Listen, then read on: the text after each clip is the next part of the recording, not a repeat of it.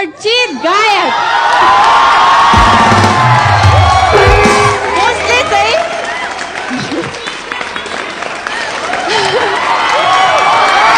जसले चाहिँ हर नेपालीको मन मुटु र महोत्सवमा राज गर्दै हुनुहुन्छ द वान एन्ड ओन्ली दुर्गे। रुको जरा, सबर करो, बोला धक्का मुक्की।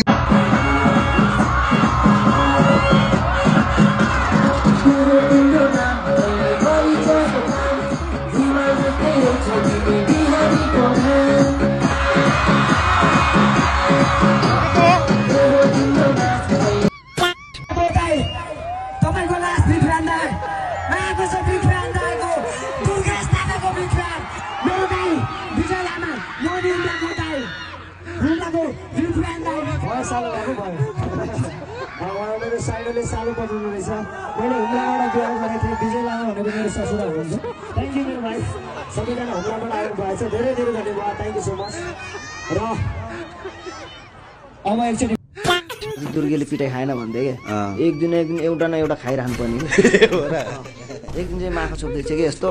त्यो माखा चोपिरहेको थियो, अनि पछाडिबाट यस्तो गरेर तान्दै कि होइन, नगरकै साले म्याथ पढाउनु सर रहेछ।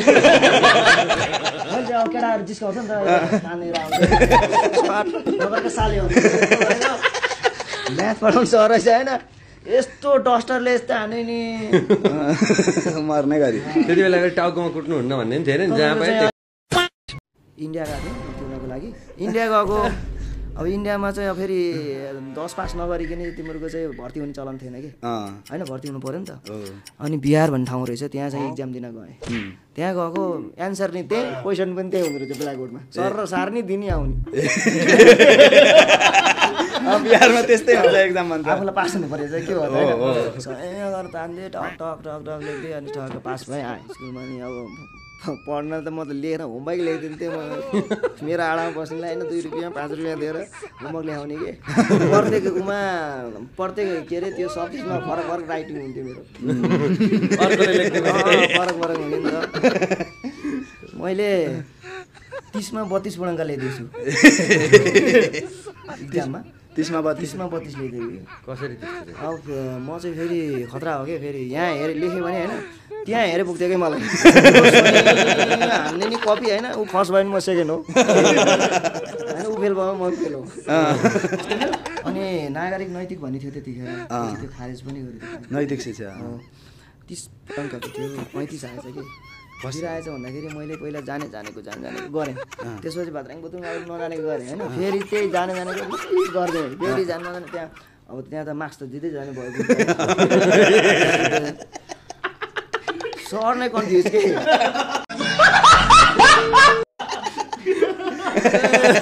30-35 कति रह्यो होइन। अब फलाना क्वेसनको एन्सर यतिमा यति भनेर लेख्यो, फेरि गाद्राङ बुद्रुङ लेख्यो, अरू गाद्राङ बुद्रुङ मिलेकोले फेरि फलाना खलाई त्यसलाई रिपिट गरिदियो। मैले यस्तो धोबी खाएपछि त्यसपछि म इन्डिया गएको, त्यो RX बाइक छैन हजुर, कुदेर त्यसलाई भेटाइदिएको कि मैले, यस्तो फास्ट रनिङ के म घरतिर उकालो ओह्रालो गर्ने होइन, त्यो RX बाइकलाई भेटाइदिएको। अनि त्यहाँ त अब ठुलो के अरे सियो साप भन्ने हुन्छन् कि होइन आर्मी क्याम्पतिर, अनि यो भाइ त ठिक छ यार भन्दै फिजिकलमा ठिक छ, अब रिटर्न के हुन्छ यताउता भन्नु थियो। यता बसन्त अहिले आऊ यहाँ एउटा बवाल गीत बनाऊ पञ्चे बाजाको नाच्ने होइन भनेर भने, अन्त त्यसपछि ल अब तँ सर्टिफिकेट ल्याएर क्याम्पस पढ्छु भनेर अब गाउँमा आएँ। अब म यहाँ पढ्दिनँ, उतै गाउँतिर गएर यसो क्याम्पसमा होइन झोलासोला गएर सर्टिफिकेट देखाएको त सरले यो चल्दैन भन्छ नि,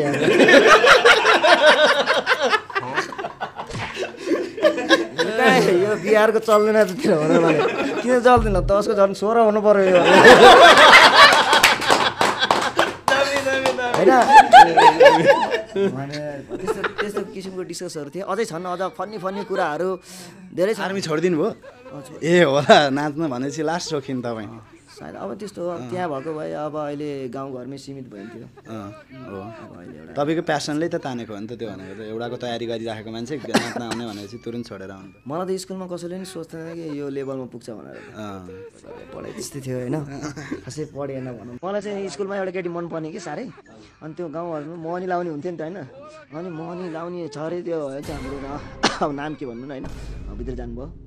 मन चाहिँ फुकेर मन लगाइदिन्थ्यो अनि बेलाउती मनी लाउनु लगाएर अनि टक्क फुकेर होइन त्यतिखेर 10 रुपियाँ धेरै थियो 10 रुपियाँ मलाई दिएर ल्याएर आएको अनि कुद्दै थिएँ अनि त्यही साइन्स पढाउनु सरले चिया समातेर कहाँ हिँडेको भनेको अनि बेलाउती ट्याक्क हातमा थियो कहाँ ल्याएर हिँडेको यो भनेर पढाइमा कुरा खाइदिएर आएको सुत्ने बेलामा एकदमै कम्फर्टेबल लाग्ने पहिरन के हो दुर्गेशलाई के लाएर सुत्छौ नाङ्गे सुत्छ भन्दा नि मिल्छ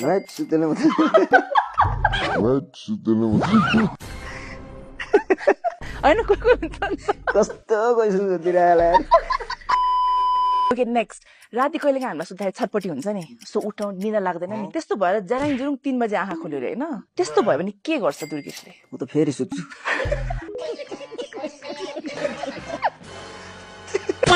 मुख छाड्छ कि छाड्दैन दुर्गेशले खासै त्यस्तो वर्डहरू युजै गर्दिनँ किनकि म एकदम डिसिप्लिन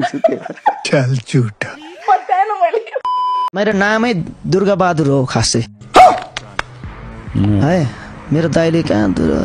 भनेर अनि दुर्गेश बनाइदिएको कि चीटिंग करता है तू चीटिंग करता है तू नामलाई ब्रान्ड बनाउनु आदरणीय दाइ बसन्त दाइको ठुलो हात छ कि नत्र दुर्गेश थापा नाम होइन ब्रान्ड हो अहिलेसम्ममा दुर्गा बहादुर आउँदै हुनुहुन्छ स्टेजमा भन्नुहुन्थ्यो होला कि तिमीलाई वाह गरौँ नारायण गोपालको गीत समेत चिन्न नसक्नेहरूकै बोक्रे र खोक्रे गीतहरू भाइरल हुन्छन् यहाँ त्यसमा आज तपाईँ स्वर सम्राट नारायण गोपाललाई सम्झेर एउटा गीत गाउनुहोस् म त हाम्रो बिच आउनु न उहाँको गीत चाहिँ म सुन्छु मुटु मुटु जलिरहेछ यो मन गलिरहेछ एम बरालको गीत पनि तपाईँलाई मनपर्छ हो पनि गाएको हो नि एम बरालको गीत दाइको मनपर्छ मलाई ओराली लागेको हरिडको चाल यस्ता छन् अहिलेका गायक जे होस् नारायण गोपाललाई सम्झिनै पर्ने भएकाले एक दिन सम्झे जस्तो गर्ने कर्मकाण्ड भने रोकिएको छैन रह नहीं जाता तड़प ही ऐसी है ना कामको अलिकति धेरै चाप छ अहिले हैन अब तपाईको देश विदेशदेखि सबै ठाउँबाट चाहिँ एकदम धेरै माग छ जुन लेभलमा पुगे पनि किनकि मलाई फ्यानहरूले बनाएको त्यो भएको हुनाले मलाई चाहिँ त्यो ह्याबिट चेन्ज गर्नु चाहिँ मन लाग्दैन त्यही भएर नि होला अहिले पछिल्लो समयमा माया गर्नुहुन्छ धेरै दर्शक श्रोता दुर्गा बहादुर थापा हो पछि दाइले एस थपेर दुर्गेश भएको कस्तो होइन त्यो सुन्ने बित्तिकै तपाईँलाई नेपाली फिल्म इन्डस्ट्रीमा तर एक्ट्रेस नै हुनु परेन सिङ्गर भन्ने भयो जे भन्यो भने कसको नाम आउँछ दिमागमा मलाई भन्नु है त 1 सेक्सी